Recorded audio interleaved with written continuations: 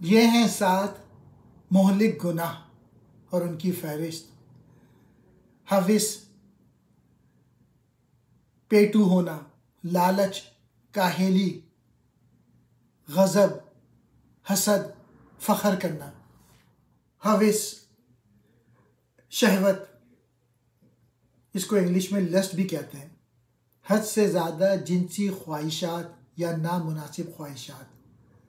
पेटू होना, gluttony English में कहते हैं, खाने या पीने में ज़रूरत से ज़्यादा मशगूलियात।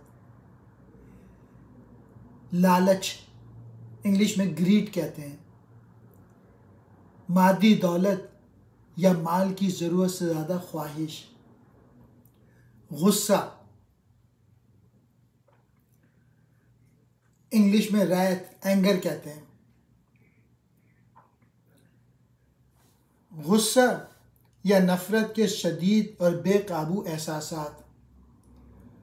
काहिली इंग्लिश में स्लॉथ कहते हैं, काहिली या काम करने या अहदाफ हासिल करने के लिए हौसला अफजाई की कमी।